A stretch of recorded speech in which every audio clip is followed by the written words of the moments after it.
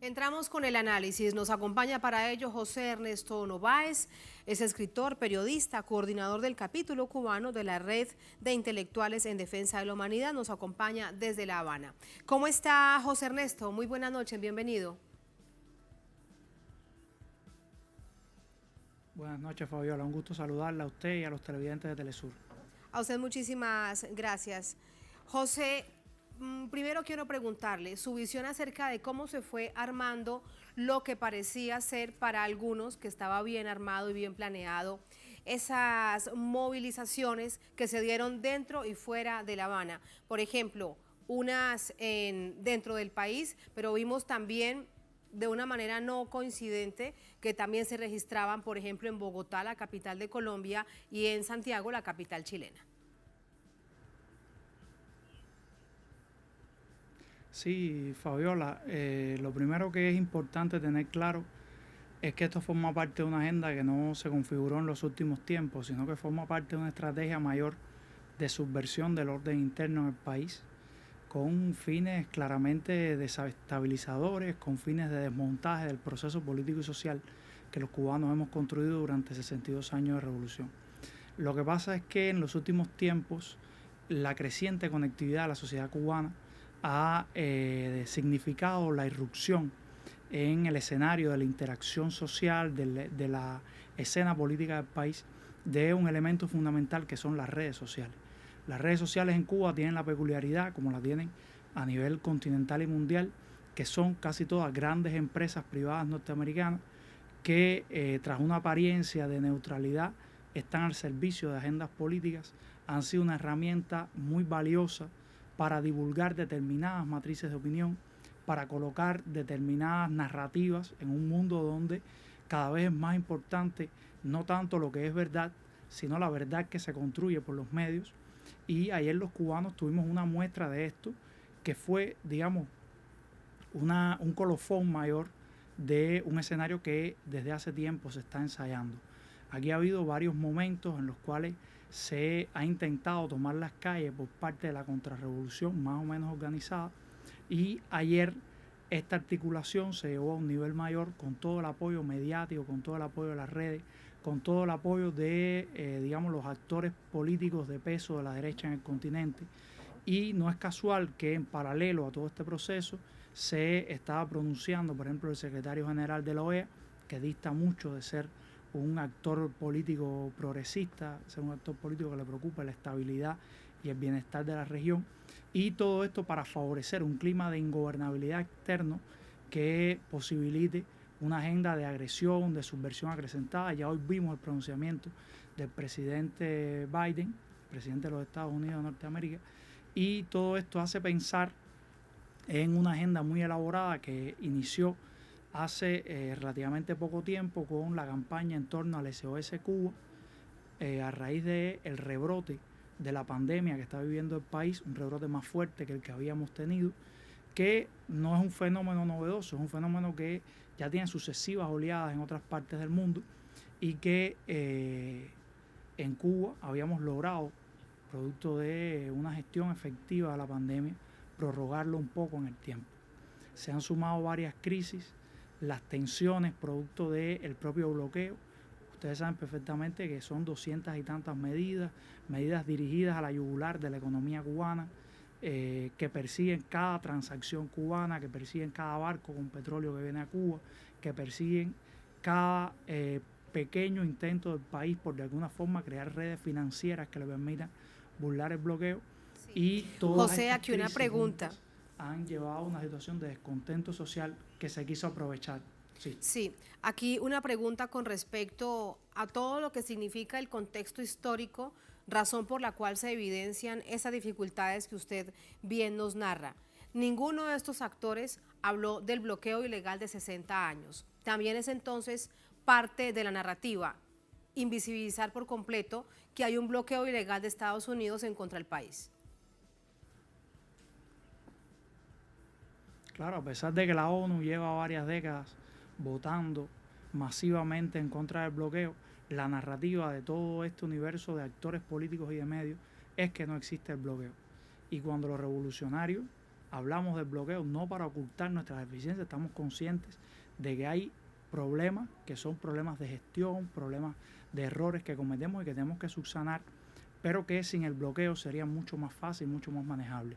Y la narrativa que se intenta imponer es negar el bloqueo por un lado y decir que el problema es el bloqueo interno, que es un término vago que puede ser una forma de referirse a la burocracia, que en sí misma es un problema de todos los estados, de todo el aparato estatal, y que no es exclusivo de Cuba, ni mucho menos, que incluso en muchos aspectos clave de la economía y la sociedad se han hecho grandes esfuerzos por parte de las autoridades por viabilizar trámites, por sensibilizar. Tenemos inmensos problemas, somos un país subdesarrollado, pero eso no nos ha impedido también apostar por grandes cuotas de justicia social, por grandes cuotas de inclusión, para las cuales el bloqueo es sin duda una traba significativa, y así lo reconoce masivamente la comunidad internacional todos los años. ¿Le sorprende, le llama la atención el apoyo también de América Latina, el apoyo mundial de gobiernos, de pueblos, de organizaciones sociales, de movimientos políticos tan rápido alrededor de Cuba? Todo esto también viéndolo desde la otra perspectiva, muy ligado, digamos, al mundo de las redes sociales, al mundo del Twitter, porque también se instalaron nuevas etiquetas en acompañamiento a la Revolución Cubana. No, para nada. Cuando uno se va por encima de la narrativa o bordea la narrativa, el cerco de silencio que intentan construir los grandes medios en torno a Cuba, donde intentan imponer una sola matriz de opinión, donde intentan, digamos, silenciar tras la varaunda de los grandes altavoces de esos medios la verdad de Cuba, y uno contacta con muchos amigos y amigos de Latinoamérica, del mundo, uno se da cuenta el impacto que ha tenido y que tiene la Revolución Cubana a nivel popular. Es que son 62 años de compromiso con las causas más justas. Ha sido un pueblo que incluso en medio de estas condiciones excepcionales, de crisis, unas condiciones además de ajuste interno que han sido muy tensas para la economía del país, ha tenido la capacidad de desplegar solidaridad en decenas de países con ayuda médica altamente especializada que ha salvado cientos, miles, millones de vidas en el mundo en esta pandemia, y que ha salvado miles de millones de vidas a lo largo de 60 años de solidaridad. Y todo esto ha calado de alguna forma en el imaginario colectivo de los pueblos. Sabemos que la voluntad política de muchos gobiernos de la derecha no expresa para nada la voluntad de los pueblos. Además, estamos en un continente que cada vez da más muestras de agotamiento hacia un modelo neoliberal que pone los patrones de enriquecimiento y consumo irracional por encima del hombre, por encima de sus derechos, y siendo sociedades muy ricas hay grandes brechas de desigualdad, de marginación, y los pueblos lógicamente ven como una isla como Cuba, bloqueada en condiciones excepcionales durante 62 años de amenaza y hostilidad permanente, ha logrado cierto grado de inclusión, de oportunidades, donde la cultura, donde la infancia, donde la alimentación son prioridades y garantizan un determinado nivel de vida que no es más por los muchos trabas y los muchos escollos que le ponen al normal desenvolvimiento de nuestra vida como país. Sí, José Ernesto, hay durante todos estos años, más de 60, recuerda usted, 62 exactamente del bloqueo ilegal de Estados Unidos contra la isla, todas las formas posibles para romper, para quebrar, para desestabilizar, incluso para eliminar físicamente a los líderes de la Revolución Cubana, etcétera, etcétera. En esta oportunidad, tratar de generar una confrontación entre el propio pueblo cubano es algo nuevo que se estará tratando de instalar en el país como una nueva fórmula, tal vez, para quebrar la Revolución Cubana.